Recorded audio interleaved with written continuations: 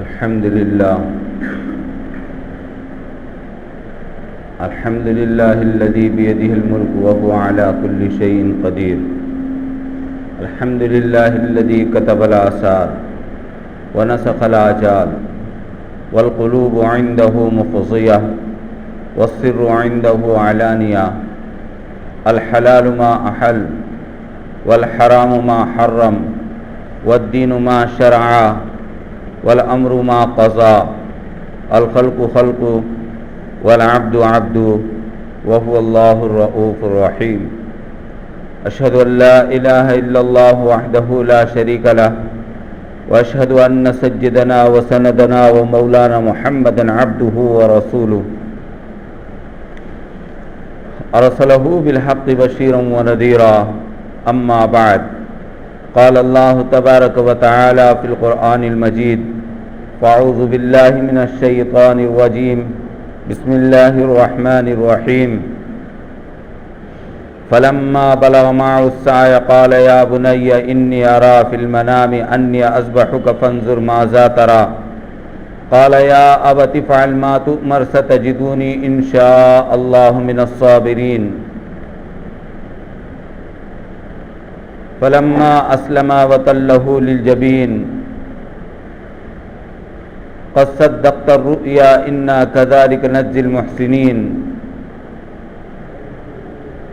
صدق الله العظيم وصدق رسوله النبي الكريم ونحن على ذلك لمن الشاهدين والشاكرين والحمد لله رب العالمين. رب اشرح لي صدري ويسر لي أمري واحلل عقدة من لساني يفقهوا قولي.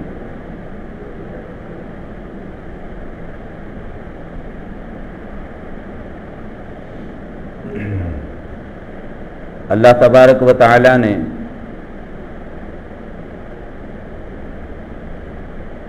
ہر انسان کو اختیار دیا ہے کہ چاہے تو اپنی من چاہی زندگی گزارے، منمانی والی زندگی گزارے، اور وہ چاہے تو اللہ تبارک و تعالی کی مرضی والی زندگی گزارے. وَأَلْهَمَهَا فُجُورَهَا وَتَقْوَاهَا. ہر انسان کے آگے اللہ تبارک و تعالیٰ نے اچھائی والا راستہ بھی رکھا ہے، رب کی مرضی والا راستہ بھی رکھا ہے، اور ایک اپنی منچاہی اپنی مرضی والا بھی راستہ اللہ تبارک و تعالیٰ نے رکھا ہے.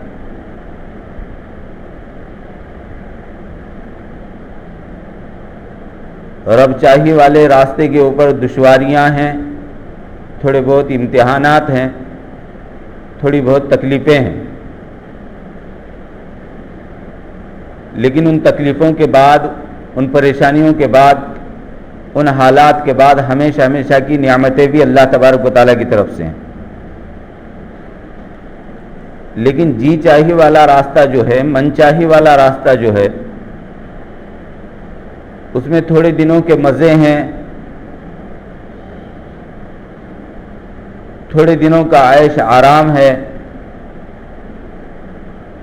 لیکن اس کے بعد جو تکلیفیں ہیں، پریشانیاں ہیں، مصیبتیں ہیں، وہ ہمیشہ ہمیشہ کی ہیں. اس لیے ہمیں چاہیے کہ ہمیشہ اپنے رب کی رضا کو سامنے رکھ کر کے زندگی گزاریں. شیطان ہمیشہ رب چاہی والے راستے پر اگر زندگی گزارنا چاہیں ہم، تو حالات، پریشانیاں اور مصیبتیں سامنے لا کر کے دکھلا دیتا ہے.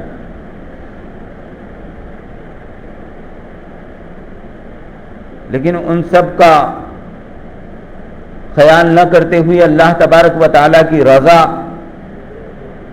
اور اللہ تبارک و تعالیٰ کی خوشنودی، اس کو سامنے رکھ کر کے اگر آدمی قدم اٹھائے تو اللہ تبارک و تعالیٰ کی مدد آ جاتی.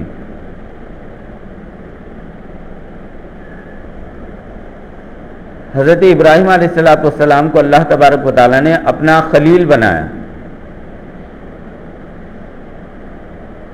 یعنی کہ اللہ تبارک و تعالیٰ نے حضرت ابراہیم علیہ السلام کو اپنا دوست بنایا. تو حضرت ابراہیم علیہ السلام سے اللہ تبارک و تعالیٰ نے بڑے زبردست امتحانات لیے. اس دنیا کے اندر میں ان کے اوپر بڑے بڑے حال اور بڑے بڑی مصیبتیں ظاہر کے اعتبار سے آئیں، لیکن انہوں نے اس کے اندر میں جب رب کو راضی رکھنے کی نیت کی اور اپنے مرضی کو قربان کیا تو پھر اللہ تبارک و تعالیٰ کی طرف سے انعام یہ ملا کہ آپ ہمارے خلیل ہو، آپ ہمارے دوست ہو. یوں تو حضرت ابراہیم علیہ السلام کے اللہ نے بہت سارے امتحانات لیے، ان میں بڑے بڑے اللہ تبارک و تعالیٰ کی طرف سے جو امتحانات ہوئے ہیں اس میں سب سے پہلا ہے حضرت ابراہیم علیہ السلام کا آگ کے اندر میں چلا جانا. حضرت ابراہیم علیہ السلام نے جب ہوش سنبھالا تو اس وقت میں کیا دیکھا کہ نمرود خدا بنا ہوا ہے. لوگ اسے خدا مانتے ہیں، لوگ اسے اپنا رب مانتے ہیں.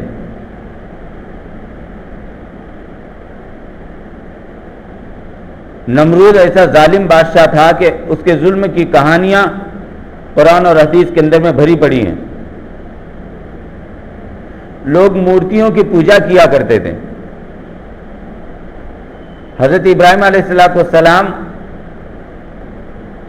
نے ایک مرتبہ ان مورتیوں کے کسی کے ہاتھ کاٹے، کسی کے پیر کاٹے، کسی کی ناک کاٹی، کسی کے کان کاٹے.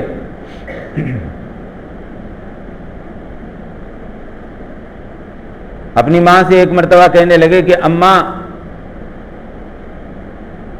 میرا رب کون ہے؟ تو کہا کہ بیٹا ہم سب کا رب نمرود ہے. تو نمرود کا رب کون ہے؟ کہا کہ بیٹے ایسے سوالات نہیں کیا کرتے. ایک مرتبہ بہت بڑا میلہ لگا، 3 دن کے لیے سب لوگ وہاں چلے گئے. تو حضرت ابراہیم علیہ السلام نے موقع دیکھا.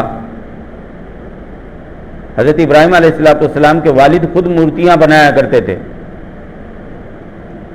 جہاں وہ بت بنایا کرتے تھے وہاں اندر چلے گئے، سارے مورتیوں کے ہاتھ پیر کاٹ دیے، کسی کی ناک کاٹ دی، کسی کی آنکھیں نکال دی، کسی کے کان کاٹ دیے. اور وہ جس کو سب سے بڑا خدا مانا کرتے تھے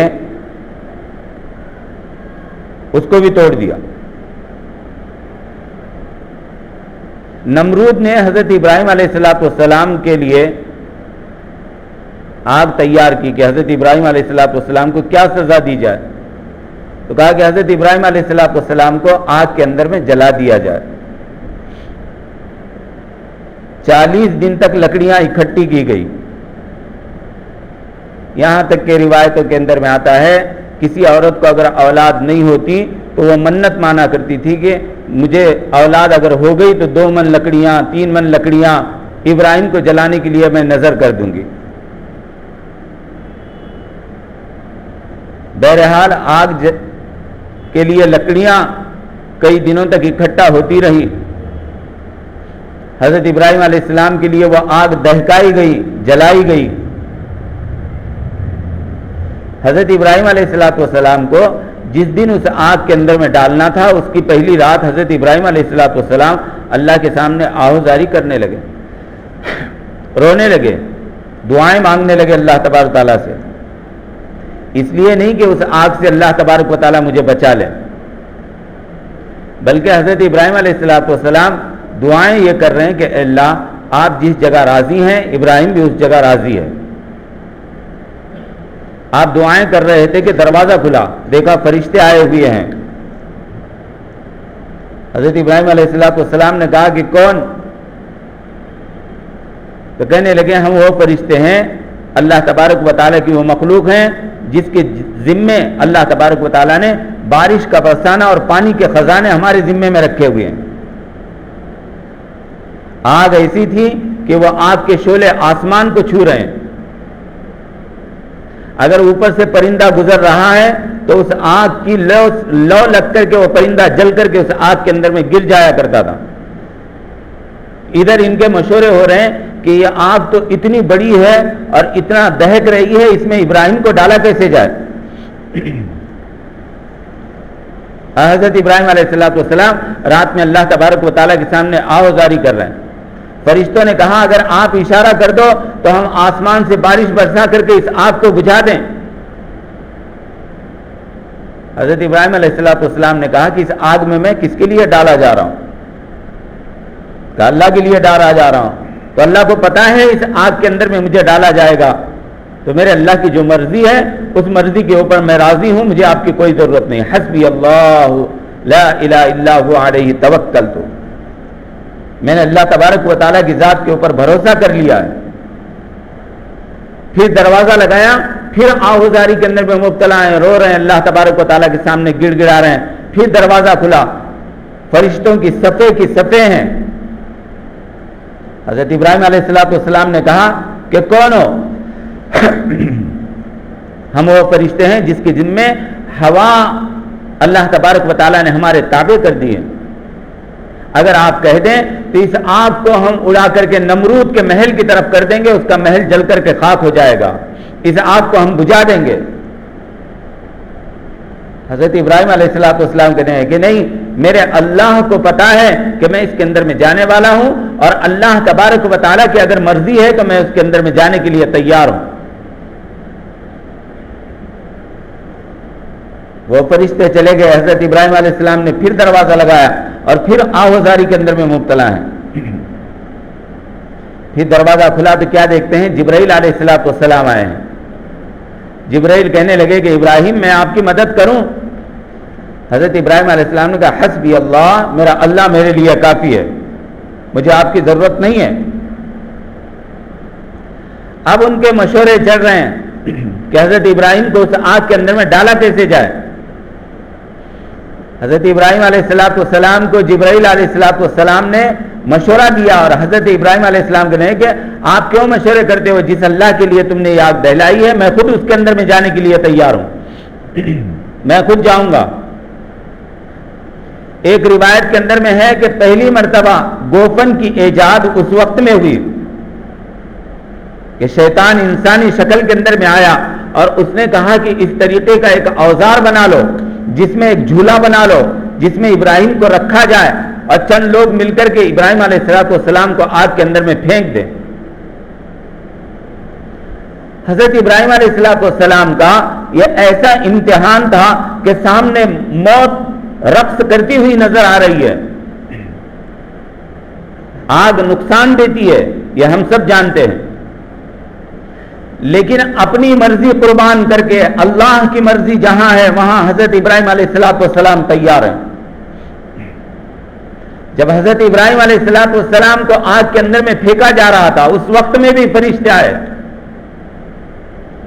حضرت ابراہیم علیہ السلام نے سارے اسباب کا انکار کر دیا، کہا کہ میرا اللہ میرے لیے کافی ہے. اور جب حضرت ابراہیم علیہ السلام اس کے اندر میں گئے ہیں، اس لیے کہتے ہیں کہ بعض مرتبہ اللہ کا حکم انسان کو بہت گراں گزرتا ہے، لیکن اس گراں گزرتے ہوئے اللہ کے حکم کے اوپر جب آدمی قدم اٹھا لیتا ہے تو اللہ کی مدد آ جاتی ہے. حضرت ابراہیم علیہ السلام کو اس آگ کے اندر میں ڈالا گیا. اللہ تبارک و تعالیٰ کی طرف سے حکم آیا قلنا یا نار کونی بردا وسلاما علی ابراہیم. قرآن کہتا ہے کہ اللہ تبارک و تعالیٰ نے اس آگ کو حکم دیا کہ اے آگ میرے ابراہیم کے لیے سلامتی کا سبب بن جا. بہت سی روایات ہیں. پھر حضرت ابراہیم علیہ السلام اس آگ کے اندر میں گئے تو اللہ تبارک و تعالیٰ نے آپ کے لیے ایک انار کا درخت اگایا، ایک پانی کا چشمہ نکالا. حضرت ابراہیم علیہ السلام ایک دن دو دن نہیں پورے 40 دن تک اس آگ کے اندر میں رہے. آگ کے شعلے جیسے جیسے کم ہو رہے ہیں، لوگ دیکھ رہے ہیں کہ حضرت ابراہیم تو جل گئے ہوں گے، لیکن لوگوں نے دیکھا حضرت ابراہیم علیہ السلام تو ایک تخت کے اوپر بیٹھ کر کے اللہ تبارک و تعالیٰ کی حمد و ثنا بیان کر رہے ہیں اور اللہ کی عبادت کر رہے ہیں. یہ پہلا امتحان تھا حضرت ابراہیم علیہ السلام.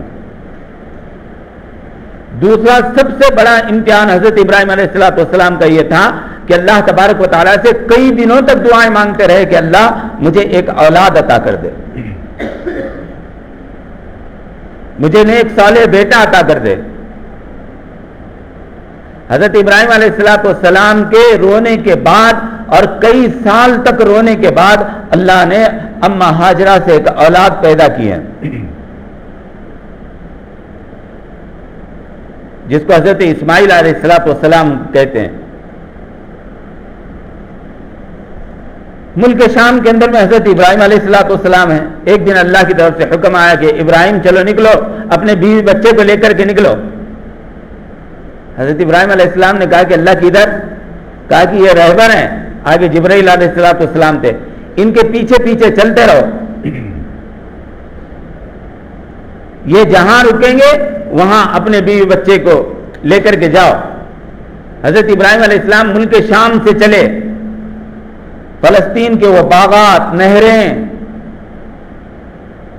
وہ سب کچھ، ساری چیزیں عیش و آرام کی چھوڑ کر کے اللہ تبارک و تعالیٰ نے حضرت ابراہیم علیہ السلام کو نکالا۔ آگے آگے جبرائیل ہیں، پیچھے پیچھے حضرت ابراہیم علیہ السلام اور اماں ہاجرہ، اور ان کے پاس چھوٹا سا بچہ، دودھ پیتا بچہ۔ چلتے چلتے مکہ مکرمہ جب پہنچے ہیں، اس زمانے میں مکہ تو تھا نہیں، پہلے اللہ تبارک و تعالیٰ نے حضرت آدم علیہ السلام سے اپنا گھر بنایا تھا، اس کے بعد اللہ تبارک و تعالیٰ نے حضرت ابراہیم علیہ السلام کے زمانے تک اس کو باقی نہیں رکھا تھا۔ حضرت نوح علیہ السلام کے زمانے میں جب سیلاب آیا، پانی آیا، اس زمانے میں بھی اور کسی وجہ سے وہاں کوئی آبادی تو تھی نہیں، تو وہ زمین کے برابر ہو گیا۔ جب مکہ مکرمہ پہنچے تو چاروں طرف پہاڑ ہیں، اور جب وہاں پہنچے تو اللہ تبارک و تعالیٰ نے کہا کہ اب اپنے بیوی بچے کو یہاں چھوڑ دو۔ اس وادی کو وادی ذی زرع قرآن کہتا ہے کہ جہاں نہ انسان ہے، نہ چرند ہے، نہ پرند ہے، چاروں طرف کالے پہاڑ۔ آج تو ہم مکہ جاتے ہیں تو وہاں کی رونق ہمیں نظر آتی ہے، لیکن کبھی مکہ سے باہر گھومنے کا اگر موقع ملے، کبھی گئے تو دیکھو آج بھی پہاڑ ہیں، کالے پتھر ہیں۔ اس زمانے میں کیا ہوگا؟ آج سے 4500 سال پہلے ہمارے نبی اور اللہ کے رسول صلی اللہ علیہ وسلم اور حضرت ابراہیم علیہ السلام دونوں کے درمیان کا فاصلہ تقریباً 4000 برس کا ہے۔ حضرت ابراہیم علیہ السلام اور حضور پاک صلی اللہ علیہ وسلم کے درمیان کا فاصلہ 4000 برس کا، بعض روایات میں 2000 برس کا۔ حضرت عیسیٰ علیہ السلام آخری نبی جو بنی اسرائیل کے اندر میں آئے، حضور پاک صلی اللہ علیہ وسلم اور ان کے درمیان میں 571 برس کا فاصلہ۔ کیا ہوگا اس زمانے میں وہاں؟ اللہ کی طرف سے حکم آیا کہ اپنے بیوی بچے کو یہاں چھوڑ دو۔ جو ابراہیم آگ میں جاتے ہوئے اللہ سے نہیں پوچھا کہ اللہ میں آگ میں کیسے جاؤں، فوراً حضرت ابراہیم علیہ السلام کی زبان سے نکلا کہ اللہ یہاں چھوڑ دوں بیوی بچے کو۔ اچھا، اب کتنے دن کی تشکیل ہے پتہ نہیں ہے، ہماری چلے 4 مہینے کی تشکیل ہوتی ہے، واپس آنا معلوم ہے، پھر بھی گھبرا جاتے ہیں۔ حضرت ابراہیم علیہ السلام کے بیوی اور بچے کو چھوڑا جا رہا ہے، تو حضرت ابراہیم کی زبان سے نکلا کہ اللہ یہاں چھوڑ دوں؟ کہا کہ ہاں، یہاں اپنے بیوی اور بچے کو چھوڑ دو۔ حضرت ابراہیم علیہ السلام نے بیوی اور بچے کو وہاں چھوڑا، اور جب واپس نکلے ہیں تو بیوی پیچھے پیچھے اماں ہاجرہ بھاگی کہ کہاں جا رہے ہو؟ کہا کہ واپس جا رہا ہوں۔ کہا ہم کو یہاں چھوڑ کر کے جا رہے ہو؟ کہا ہاں، یہاں چھوڑ کر کے جا رہا ہوں۔ اماں ہاجرہ نے پوچھا کیا یہ ہمارے رب کی مرضی ہے؟ تو حضرت ابراہیم نے اپنا سر ہلایا کہ ہاں، یہ میرے اللہ کے حکم سے ہو رہا ہے۔ تو کہا کہ جاؤ، پھر اللہ ہمیں ضائع نہیں کرے گا۔ ابراہیم علیہ السلام واپس چلے گئے۔ بہت بڑا امتحان تھا۔ باہر نکل کر کے پہاڑی کے آڑ میں جا کر کے حضرت ابراہیم علیہ السلام نے دعائیں مانگی۔ یہ امتحان اس لیے لیا جا رہا ہے کہ آگے ان کی نسل سے حضرت محمد مصطفیٰ صلی اللہ علیہ وسلم آنے والے ہیں، جو سارے نبیوں کے سردار ہیں۔ ایک دن میں اماں ہاجرہ کا دودھ ختم ہو گیا. نہ کھانے کے اسباب ہیں، نہ پانی ہے، تو ماں کو دودھ کہاں سے آئے گا؟ ایک دن میں دودھ ختم ہو گیا.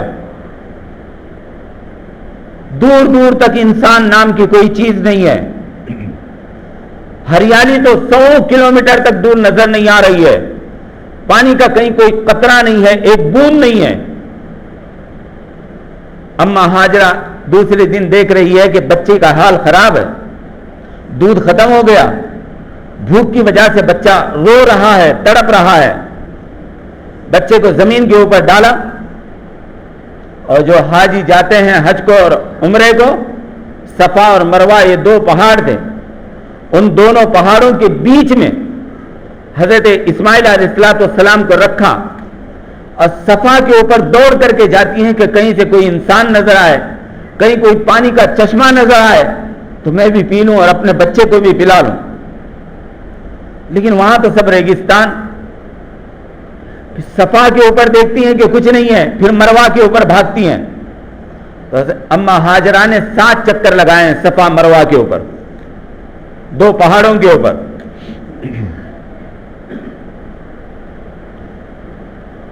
یہ ادا اللہ تبارک و تعالیٰ کو ایسی پسند آئی کہ حج اور عمرے کا حصہ بنا دیا اللہ تبارک و تعالیٰ نے. صفا اور مروہ کے درمیان دوڑنا حاجی کے لیے نہ اس کا عمرہ قبول ہے نہ اس کا حج قبول ہے اگر وہ صفا مروہ کے بیچ میں دوڑ نہیں لگاتا ہے،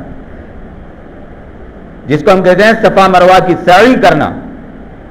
حضرت اسماعیل علیہ السلام کو بیچ میں رکھا ہوا ہے، تھک کر کے گر گئی پہاڑ کے اوپر. اچانک کیا دیکھا؟ جہاں حضرت اسماعیل علیہ السلام کو سلایا ہوا ہے وہاں آسمان کے اندر میں پرندے آ رہے ہیں. تو کیا ہوا؟ بھاگ کر کے آئی تو کیا دیکھتی ہے؟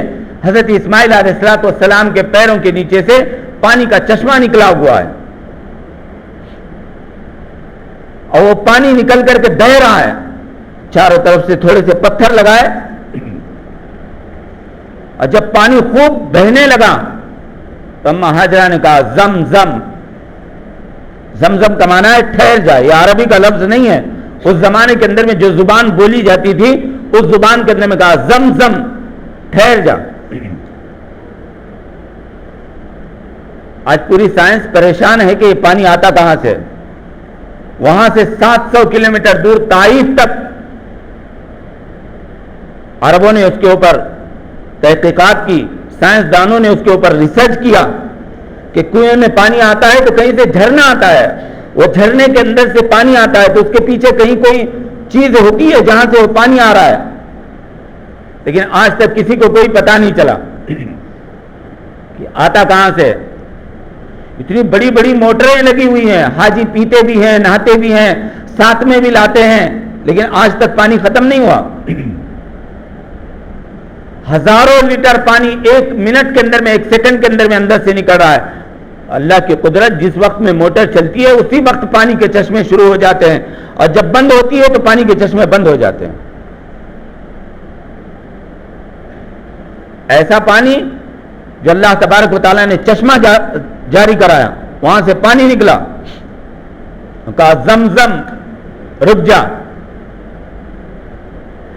اللہ ان کو ظاہر کیسے کرتا؟ حضرت ابراہیم علیہ السلام کی دعاؤں کے اندر میں تھا کہ اللہ اس جگہ کو شہر بنا دے. اللہ دوسری دعا تھی میرے بیٹے کو ضائع مت کرنا، پہلی دعا تھی. تیسری دعا تھی کہ اللہ میرے ان کو پھلوں کی روزی عطا فرما. کسی بھی موسم میں آپ جاؤ دنیا کا ہر پھل وہاں ملے گا. حضرت ابراہیم علیہ السلام کی دعا ہے. اللہ نے پورے دنیا کا مرکز خانہ کعبہ کو بنا دیا.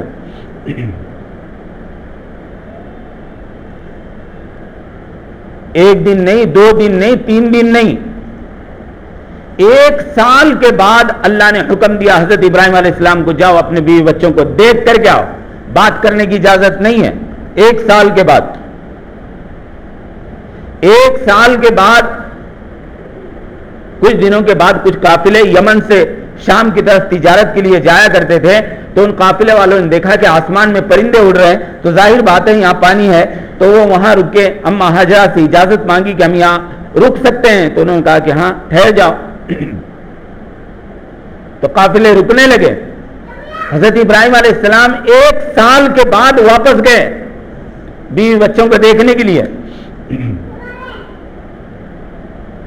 جس جگہ حضرت ابراہیم علیہ السلام نے چھوڑ کر کے جس پہاڑی سے حضرت ابراہیم کی اونٹنی اما ہاجرہ کے نظروں سے اوجھل ہوئی تھی، اما ہاجرہ دن میں کئی مرتبہ اس پہاڑی کے اوپر نظر ڈالتی کہ اب آئیں گے، اب آئیں گے، آج آئیں گے، کل آئیں گے، اکیلی عورت اپنے بچے کو لے کر کے۔ 1 سال کے بعد اونٹنی کی جب گردن نظر آئی تو اما ہاجرہ بھاگی کہ شاید ابراہیم آئے ہیں۔ میرا بولنا آسان، آپ کا سننا آسان، لیکن اس عورت پر کیا گزری ہوگی؟ کالے پہاڑ، رات آتی ہوگی تو کیا عالم ہوتا ہوگا اما ہاجرہ کا، دن میں ایسی تپتی دھوپ میں کیا عالم ہوتا ہوگا اما ہاجرہ کا۔ 1 سال کے بعد جب اونٹنی نظر آئی بھاگ کر کے گئی، کیا ملن ہوگا؟ دیکھا ابراہیم ہے، اونٹنی کو پکڑا اور پکڑ کر کے لا کر کے اونٹنی کو بٹھایا، بچے کو گود میں دیا۔ حضرت ابراہیم نے اس کو گود میں لیا، چوما، کہا نیچے اترو۔ حضرت ابراہیم علیہ السلام نیچے نہیں اتر رہے ہیں، کہا کہ میرے اللہ کا حکم صرف دیکھنے کا ہے، بات کرنے کا بھی نہیں ہے، خاموش۔ کہا کیا مجھے اجازت ہے کہ اس پاک پانی سے میں آپ کا سر دھلاؤں؟ یہ جنت کا پانی اللہ تبارک و تعالیٰ نے یہ چشمہ نکالا ہے، کیا میں اس سے آپ کا سر دھلاؤں؟ حضرت ابراہیم علیہ السلام نے سر سے اشارہ کیا تو اما ہاجرہ نے اس پانی سے آپ کا سر دھلایا، پھر آپ کے ہاتھ دھلائے، آپ کے پیر دھلائے، بس اتنی ملاقات، اور فوراً اونٹنی کو کھڑا کیا اور واپس لوٹے۔ جب واپس جانے لگے تو کہا اب کب آؤ گے؟ کہا پتہ نہیں اللہ کا کب حکم آئے گا، اب کب حکم آئے گا اللہ کا پتہ نہیں۔ یہ دوسرا امتحان تھا حضرت ابراہیم علیہ السلام کا۔ سال گزرے، مہینے گزرے، دن گزرے، ہفتے گزرے، سال گزرے، پھر ایک مرتبہ حضرت ابراہیم علیہ السلام خواب دیکھ رہے ہیں کہ اللہ تبارک و تعالیٰ کہہ رہے ہیں کہ ابراہیم اپنی محبوب چیز ہمارے راستے میں قربان کرو۔ ابراہیم علیہ السلام اٹھے اور صبح بکریاں ذبح کر دی۔ کتنی کر دی؟ کئی بکریاں ذبح کر دی۔ پھر اللہ دوسرے دن خواب دکھا رہے ہیں کہ ابراہیم اپنی محبوب چیز ہمارے راستے میں قربان کرو۔ جانور ذبح کر دیے، گائے بیل ذبح کر دی۔ پھر تیسرے دن خواب دیکھا، اللہ تبارک و تعالیٰ کی طرف سے حکم آ رہا ہے ابراہیم اپنی محبوب چیز قربان کرو۔ حضرت ابراہیم علیہ السلام نے اونٹ ذبح کیے۔ پھر چوتھے دن خواب دیکھا کہ اپنی محبوب چیز قربان کرو۔ 84 برس کی عمر میں اولاد ملی تھی، اور سب سے زیادہ محبوب حضرت ابراہیم علیہ السلام کو حضرت اسماعیل علیہ السلام تھے۔ سمجھ گئے کہ یہ اشارہ شاید اسماعیل کی طرف ہے۔ صبح صبح اٹھے اور سواری کے اوپر بیٹھے اور نکلے ملک شام سے۔ ملک شام سے مکہ مکرمہ 1500 کلومیٹر ہے، اور اس زمانے میں اونٹ کا سفر پورا 1 مہینے کا ہوا کرتا تھا۔ حضرت ابراہیم علیہ السلام اونٹنی کے اوپر بیٹھ کر کے جو نکلے تو اس باپ کے دل کے اوپر کیا گزر رہی ہوگی کہ 84 برس کے بعد اللہ نے اولاد دی ہے، اور اس کو ذبح کرنے کا حکم اللہ تبارک و تعالیٰ کی طرف سے آیا ہے، لیکن اپنی مرضی اللہ کے مرضی کے اوپر قربان کرنا ہے، اپنی محبوب چیز اللہ کے اوپر قربان کرنی ہے۔ لئن کنتم تحبون اللہ فاتبعونی یحببکم اللہ۔ اس وقت تک کامل ایمان والے ہو ہی نہیں سکتے جب تک کہ اللہ اس کے رسول سے بے پناہ محبت نہ کرو، اللہ اس کے رسول سے عشق نہ ہو جائے تم کو۔ محبت اور عشق کے اندر میں فرق ہے۔ محبت باپ سے بھی ہوتی ہے، بیٹی سے بھی ہوتی ہے، بھائی سے بھی ہوتی ہے، بہنوں سے بھی ہوتی ہے، دنیا کی چیزوں سے بھی ہوتی ہے، لیکن عشق سارے چیزوں سے دل کٹ کر کے کسی ایک جگہ آ کر کے جب رک جاتا ہے تو اس کو کہتے ہیں عشق۔ قرآن کے لیے مناسب لفظ نہیں تھا عشق کا، اس لیے اللہ تبارک و تعالی قرآن کے اندر میں لائے والذین آمنوا اشد حبا للہ، یہاں محبت کا لفظ اللہ نے استعمال کیا، لیکن اس کا معنی ہے عشق، کہ ساری چیزوں سے کٹ کر کے صرف اللہ کا آدمی ہو جائے، جب جا کر کے آدمی ایمان والا ہوتا ہے۔ رات کا سفر، دن کا سفر، دل میں خیالات ہیں، پتہ نہیں میرا بچہ کیسا ہوا ہوگا۔ فلما بلغ معه السعي قال يا بني انی ارى، یہاں جو بلغا کا لفظ آیا ہے، جب بچہ بلوغت کو پہنچا، اس سے تفسیر مفسرین کرام نے یہ لی ہے کہ بچہ جب جوان ہونے کی عمر کو پہنچا، تو اس زمانے میں بچہ جوان ہوتا تھا 11-12 سال کی عمر میں۔ 11-12 سال کا بچہ کتنا چھوٹا بچہ، 11-12 سال کے بعد اللہ تبارک و تعالیٰ نے حکم بھی دیا اپنے بیوی بچوں کے پاس جانے کا، تو حکم یہ دیا ہے کہ اب اس بچے کو ہمارے نام کے اوپر قربان کرو۔ گئے جا کر کے اما ہاجرہ سے کہا کہ اس کو تیار کرو، تھوڑا اس کو گھما کر کے لاتا ہوں، اس کو لے کر کے جا رہا ہوں میں۔ اب بیٹا اس پہلی بار آئے تھے تو 1 سال کے تھے، پتہ نہیں تھا کہ یہ میرے ابو ہیں، لیکن اب ماں نے بتایا ہے کہ یہ تمہارے ابو ہیں، اور اتنے دنوں کے بعد باپ بیٹے کی ملاقات ہے۔ ماں نے غسل دیا، کپڑے پہنائے، تیار کیا۔ حضرت ابراہیم علیہ السلام ان کو لے کر کے نکلے، اور مینا کے میدان میں جہاں بڑا شیطان ہے جس کو کنکر مارتے ہیں، جس کو جمرات کہتے ہیں، اس جگہ آج بھی 2 پتھر رکھے ہوئے ہیں جہاں حضرت اسماعیل علیہ السلام کو حضرت ابراہیم نے سلایا تھا۔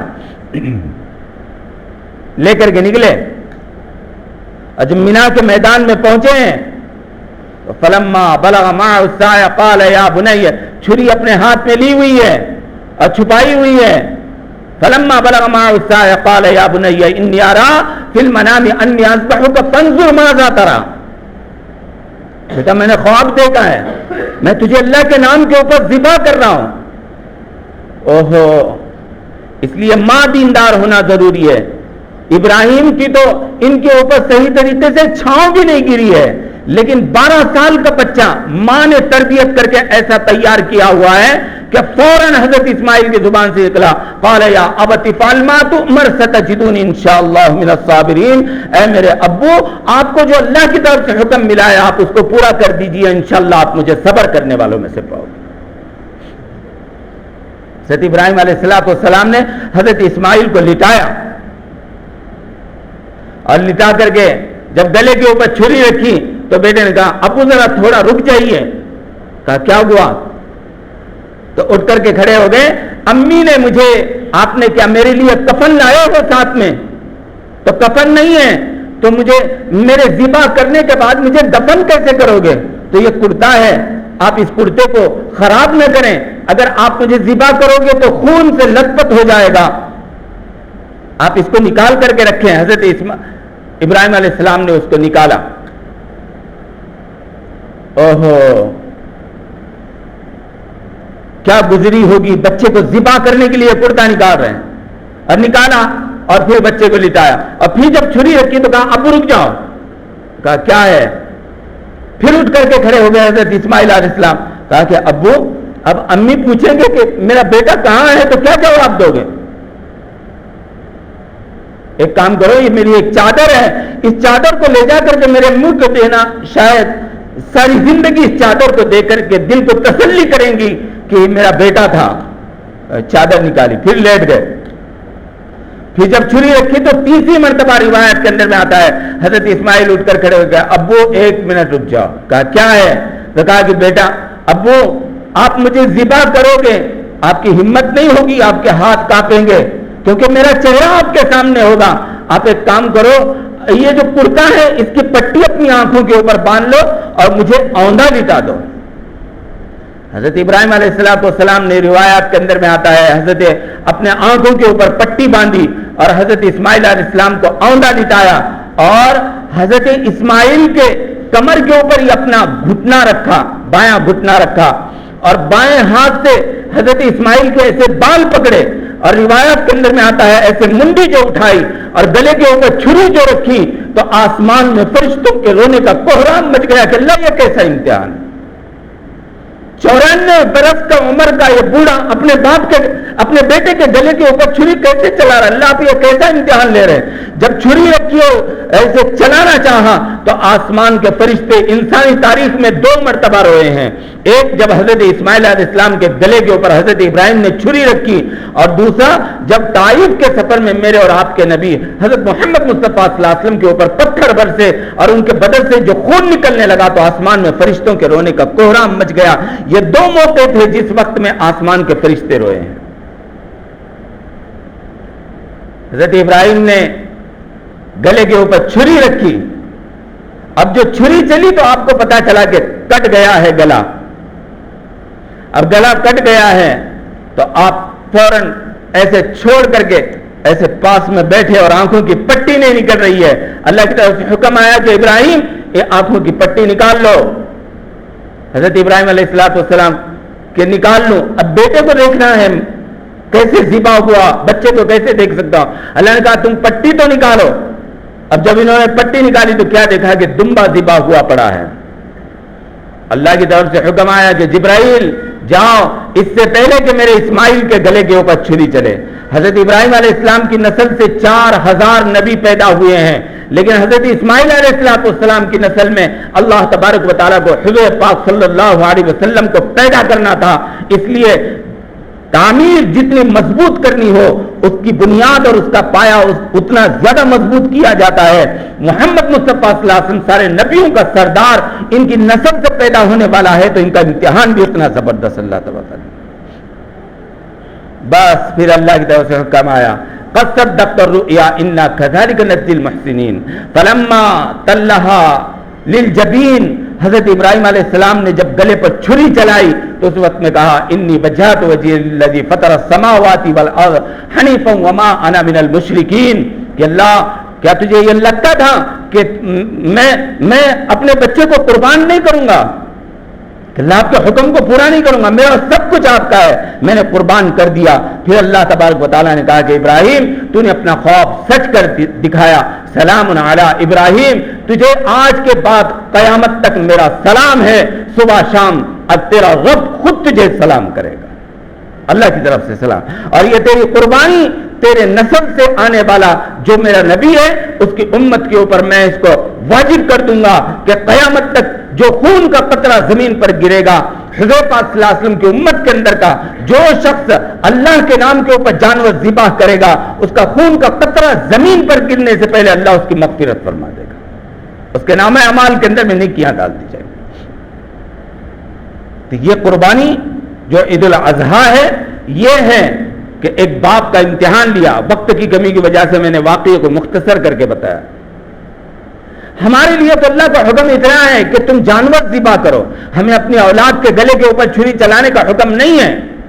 لیکن ہم حضور پاک صلی اللہ علیہ وسلم کی امت کو وجود دینے کے لیے اتنا بڑا امتحان اللہ تبارک و تعالیٰ نے حضرت ابراہیم علیہ السلام سے لیا، اور حضرت ابراہیم علیہ السلام نے اتنا بڑا امتحان دیا.